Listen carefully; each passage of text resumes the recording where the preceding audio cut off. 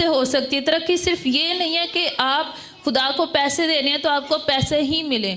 بہت دفعہ ہمارا مائنڈ سیٹ ایسا بن جاتا ہے کہ ہم سمجھتے ہیں کہ سانوں پیسے ملن گے تے ہی ترقی ہے. نہیں، جب آپ کی روحانی سمجھ بڑھنا شروع ہو جاتی ہے تو آپ ترقی کر رہے ہوتے ہیں. آپ کے بچے جب مسیح کے اندر بڑھنا شروع ہو جاتی ہیں تو یہ ترقی ہے.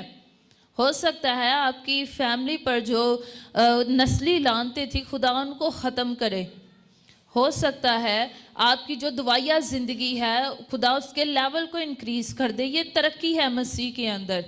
آپ اپنی جو جاہلانہ سوچ ہے یا جو پاسٹر سنی اس کو یوں بیان کرتے ہیں کہ غلامانہ ذہنیت، خدا اس سے آپ کو رہائی دے. بہت عرصے تک آپ غلامانہ ذہنیت کے اندر رہے ہوں، آپ سوچتے رہے ہوں، آپ بڑھ نہ پائے ہوں، لیکن خدا آپ کو اس سے آزادی دے. یہ ترقی ہے. اور جو دینا ہے یہ کیا کرتا ہے؟ یہ آپ کی روحانی سمجھ کو کھول دیتا ہے.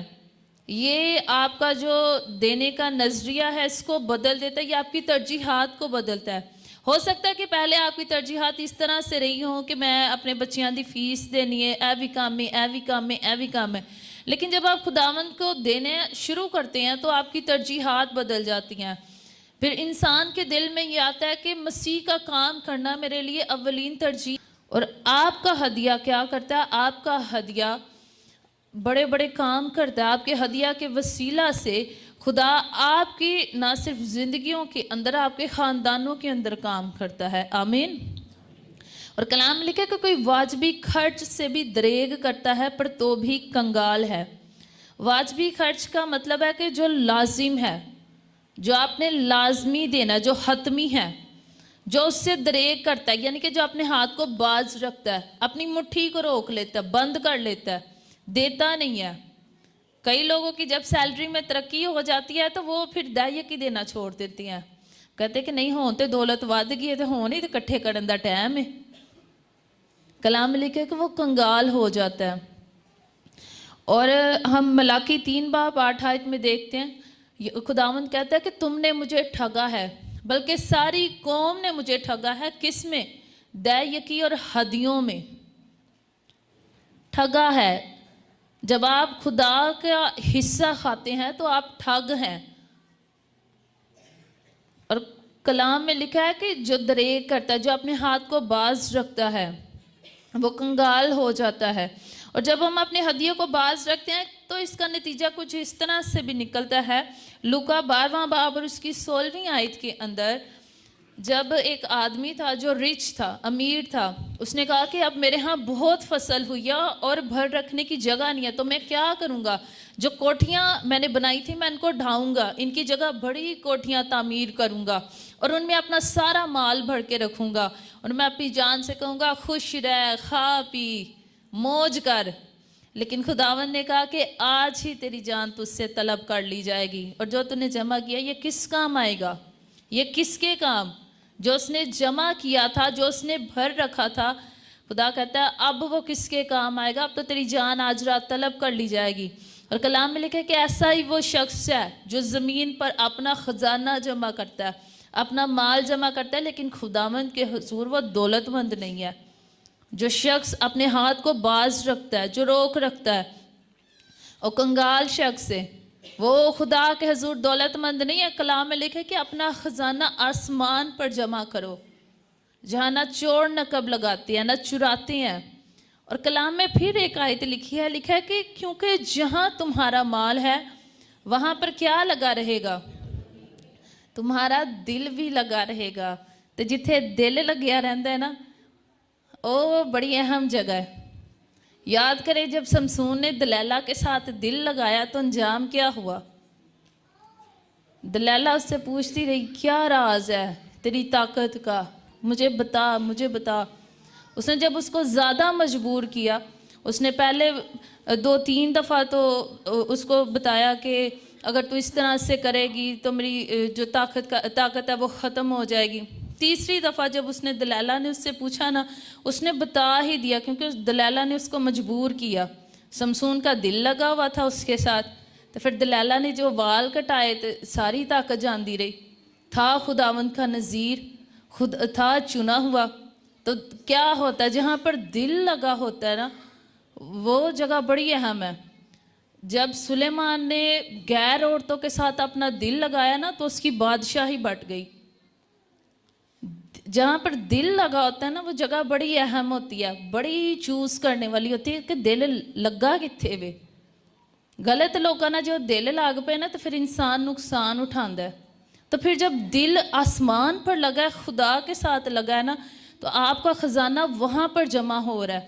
ہم کیا کرتے ہیں، اسی اتھے ہی سارے پیسے جوڑتے رہنے ہیں، اسی سارا خزانہ زمین تے جمع کیتا ہوندا ہے، تو پھر جو دم نکل جاندے تے خزانہ بھی اتھے تے باقی وہ جائیداد بھی اتھے تے اسی اگے. لیکن کلام کیا کہتا ہے کہ ہم اپنا خزانہ کہاں پر جمع کریں؟ ہم اپنا خزانہ آسمان پر جمع کریں اور خداوند کے لیے اپنی مٹھی کو کھولیں، اپنے ہاتھ کو کھولیں، کیونکہ خدمت کے کام کے لیے روپے پیسے کی ضرورت ہے، خدمت کے کام کے لیے ہدیوں کی ضرورت ہے، دے یکیوں کی ضرورت ہے. اور یہ کلام کہتا ہے کہ پوری دے یکی ذخیرہ خانہ میں لاؤ، ادھی دے یکی نہیں. 5000 دے یکی دا 1000 روپیہ نہیں، 5000 دے یکی ہے تو پورا 5000 ذخیرہ خانہ چ لے آؤ. 10000 دے یکی ہے تو پورا 10000 ذخیرہ خانہ چ لے آؤ. ہم کیا کرتے ہیں؟ ہم 2000 اس میں سے نکال کے دیتے ہیں کہ چلو اے خداوند لی. نہیں، وہ آپ کی دے یکی نہیں ہے. جو آپ کے کمائی کا 10واں حصہ ہے وہ آپ کی دے یکی ہے، وہ خداوند کو دیا، آپ کے ہدیہ علیحدہ ہے. کلام میں لکھا ہے یہ واجبی ہے، جو دے یکی اور ہدیہ نا جس سے ہم دریغ کرتے ہیں، اپنے ہاتھ کو باز رکھتے ہیں. کلام میں لکھا ہے کہ جو شخص دریغ کرتا ہے وہ کنگال ہو جاتا ہے. تو کنگال ہو سکتا ہے تھوڑی جڑی روحانی سمجھ ہے وہ باندھی ہوئے. کنگال ہونے کا یہ بھی مطلب ہے کہ آپ روحانی طور پہ اندھے ہوں، آپ چیزوں کے اندر ڈسرن نہ کر پاتے ہوں، آپ کو سمجھ نہ آتی ہو، آپ فیصلہ سازی نہ کر پاتے ہوں، آپ ٹھیک فیصلے نہ کرتے ہوں، یا آپ جو ہے وہ چیزوں کے اندر ہمیشہ نا امید رہتے ہوں، ہوپ لیس رہتے ہوں، آپ کے پاس ہوپ نہ ہو. مسیح نہیں ہے تو آپ کی زندگی کے اندر امید نہیں ہے، مسیح ہے تو امید ہے آپ کی زندگی کے اندر. اور جب مسیح آپ کی زندگی کے اندر ہے تو دینا ایماندار کی زندگی کا لائف سٹائل بن جاتا ہے، دینا اس کی زندگی کا طرز عمل بن جاتا ہے. وہ مسیح کے لیے پھر بے دریغ دیتا ہے.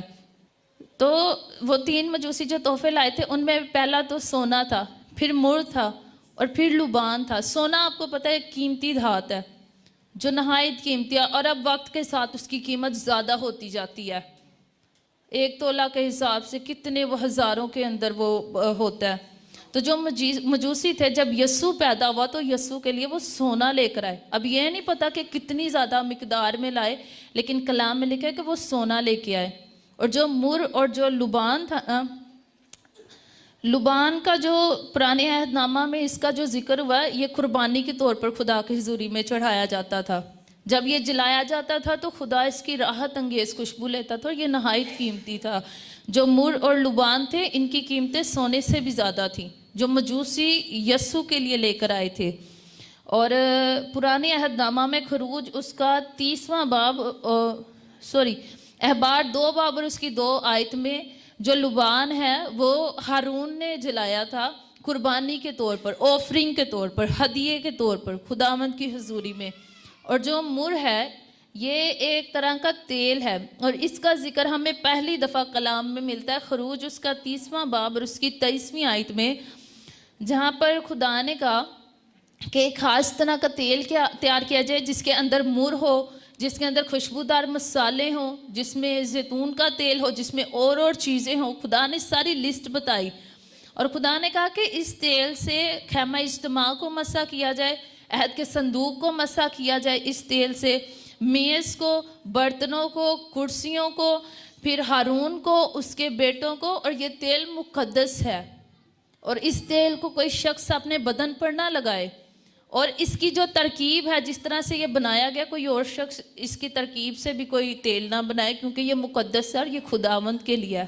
اور جو مر ہے یہ جو مذہبی رسومات ہوتی تھی ان کے اندر بھی استعمال کیا جاتا تھا.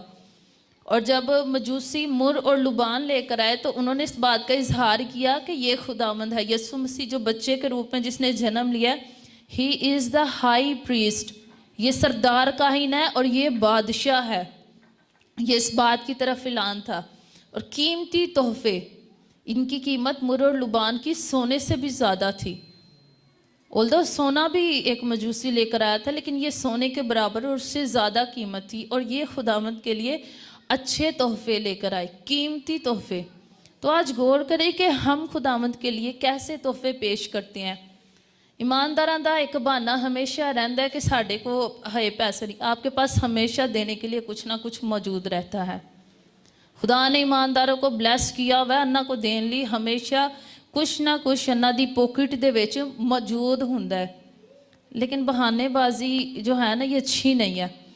جب خداوند کے لیے دینا ہے تو بہترین دے، خداوند کے لیے دینا ہے تو اچھا حصہ دے. اپنی مٹھی کو کھولیں اور خداوند کے لیے دینا شروع کرے. کلام میں لکھا ہے کہ جو بکھیرتا ہے وہ ترقی کرتا ہے. آمین. اور خدا کا کلام جو کہتا ہے وہ ہوتا ہے، کیونکہ خدا جب بولتا ہے تو جب تک اس کا کلام پورا نہ ہو وہ لوٹتا نہیں ہے، وہ بے تاثیر اس کا کلام نہیں لوٹتا. آمین. تو آئیں آج جو آپ کے پاس ہدیہ ہے 10 روپے نہیں جرا لے کے آئے ہو، جو اچھا بیج ہے وہ خداوند کی حضوری میں بوئیں. اپنا اچھا ہدیہ خداوند کو دے تاکہ یہ خداوند کی حضوری میں مقبول ٹھہرے.